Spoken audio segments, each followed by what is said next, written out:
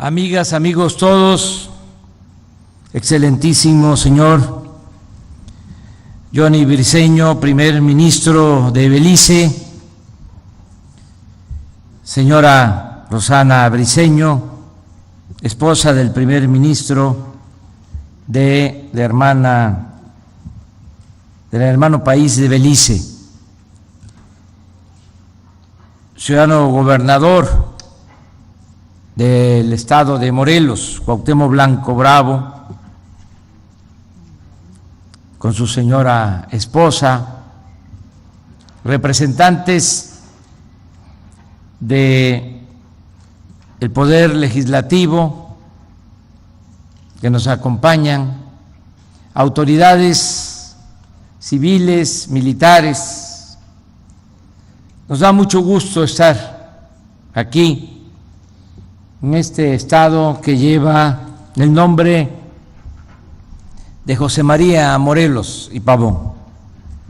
Este estado que, como lo comenté hoy por la mañana, lo creó el presidente Benito Juárez, el mejor presidente en la historia de México. La vida de José María Morelos y Pavón es uno de esos acontecimientos históricos irrepetibles. En su infancia y juventud fue arriero, más tarde seminarista, cura, rebelde, libertario, demócrata, patriota, legislador y estadista. Siempre se le recuerda como militar, atrincherado en el sitio de Cuautla, en donde surgió la cariñosa copla popular: por un cabo doy 2 reales, por un sargento un doblón, por mi general Morelos doy todo mi corazón. El maestro Carlos Pellicer lo describía así: imaginad una espada en medio de un jardín. Eso es Morelos. Imaginad una pedrada sobre la alfombra de una triste fiesta. Eso es Morelos. Imaginad una llamarada en almacén logrado por avaricia y robo. Eso es Morelos. Lo que más admiro de este auténtico siervo de la nación es el profundo amor que profesaba al pueblo y la forma en que buscaba reivindicarlo.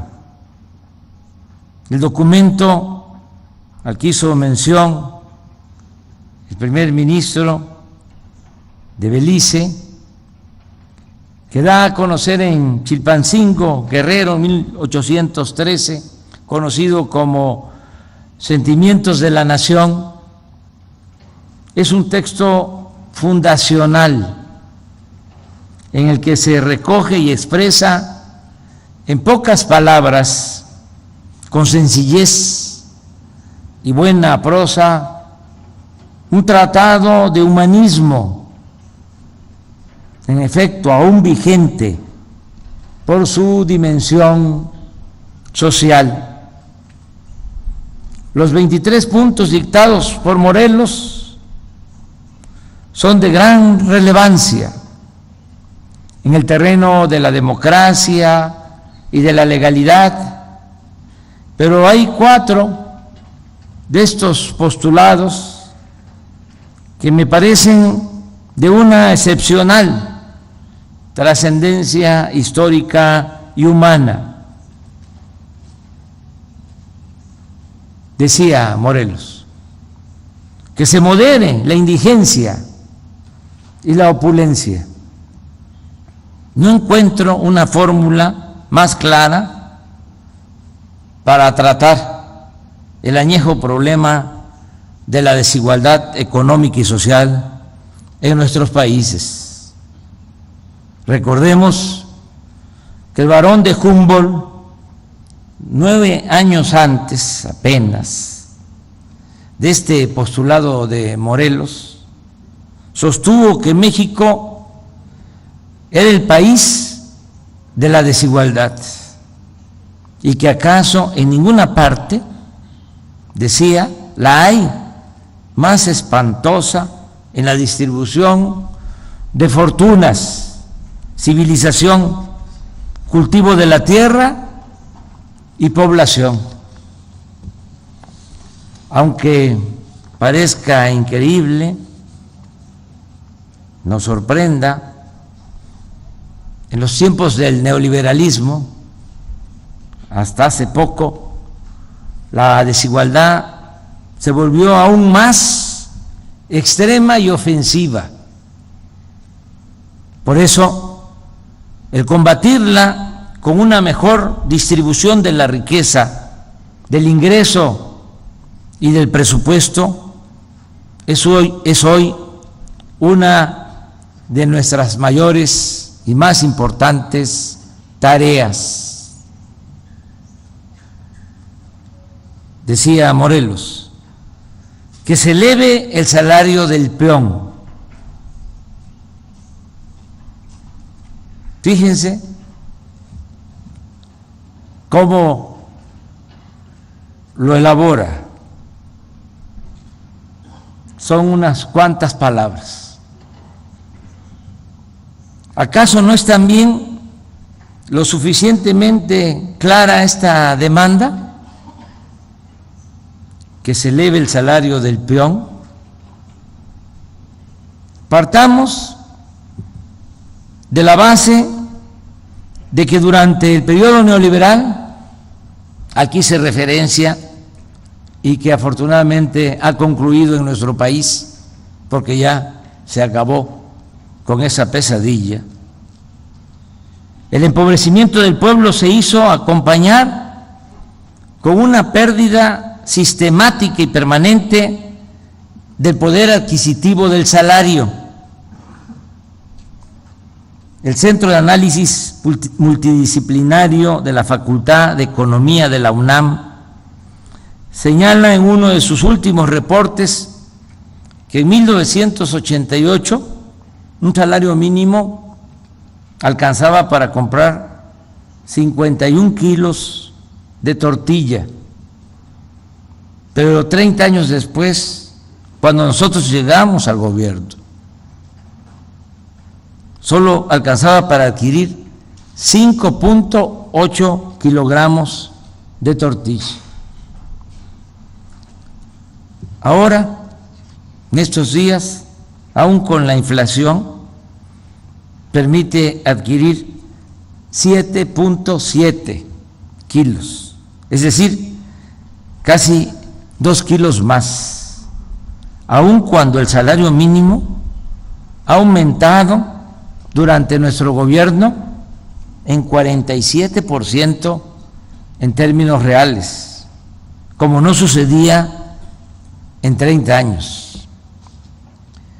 Sin embargo, todavía está vigente el postulado de Morelos de aumentar el salario de los trabajadores. Decía Morelos que se eduque al hijo del campesino y del barretero igual que al hijo del más rico hacendado.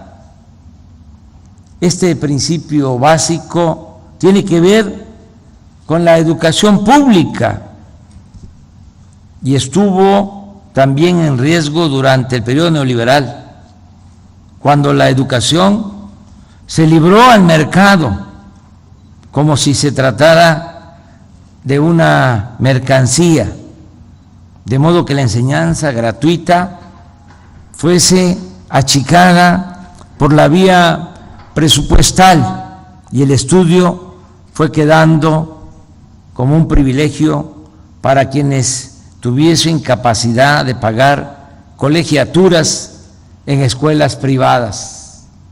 En esencia, la mal llamada reforma educativa era eso, que la enseñanza no fuese un derecho, sino un privilegio.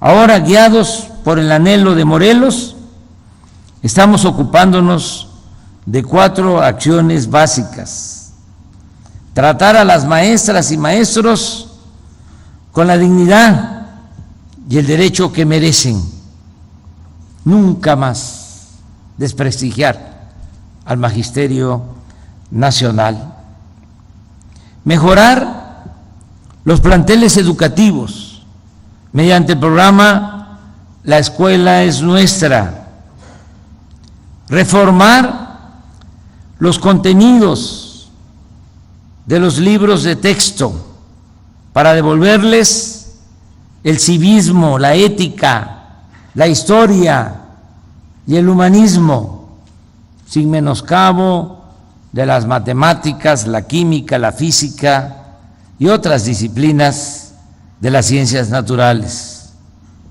y convertir en derecho constitucional, como ya se estableció, el que estudiantes de familias pobres puedan obtener becas para terminar sus estudios.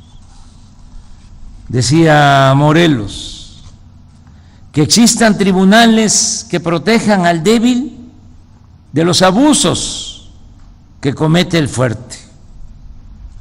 Esto exige acabar con la impunidad y que se deje de castigar exclusivamente a quienes no tienen con qué comprar su inocencia. La cuarta transformación implica, como está en práctica y es sabido, abolir el régimen de privilegios que prevalecía, un régimen de desigualdad, pobreza y violencia fundado en la falta de honestidad en el servicio público y en el predominio de la corrupción, tanto en el sector público como en el sector privado. Aunque estos son, para mí, estos 4 postulados son los más precisos y vigentes, hay en los sentimientos de la nación otros puntos de gran trascendencia. Por ejemplo, el que declara libre e independiente de España a América, también de cualquier otra nación, gobierno o monarquía. Este punto declara a México libre e independiente de España y de toda otra nación, gobierno o monarquía. El que establece que la soberanía dimana inmediatamente del pueblo, el cual solo quiere depositarla, la soberanía, en sus representaciones. Somos una república. El que divide los poderes en ejecutivo, legislativo y judicial. El postulado de que el gobierno liberal debe sustituir al tiránico. El reclamo de leyes generales que valgan para todos y, por tanto, la tácita abolición de los fueros que privilegiaban a religiosos y militares. El punto 15 proscribe para siempre la esclavitud y la distinción de castas. Cito textualmente: quedando todos iguales, y solo distinguirá a un americano de otro el vicio y la virtud. pide a continuación que se acaben la infinidad de tributos e imposiciones, teniendo por todo impuesto el 5% de las ganancias de cada individuo, y la prohibición de la tortura en la nueva legislación. Termino agradeciendo la presencia del primer ministro Johnny Briceño, de su esposa, primer ministro de Belice, pueblo hermano y vecino. Al primer ministro Briceño y a su pueblo los abrazo en mi calidad, en mi carácter de representante del Gobierno de México, y parafraseando a Morelos, les expreso que deseo unirme a ellos como todos los mexicanos. Deseamos estar unidos con el pueblo de Belice y unirnos en la declaración de que no hay otra nobleza que la de la virtud, el saber, el patriotismo y la caridad, que todos somos iguales, pues del mismo origen procedemos, que no haya privilegios ni abolengos.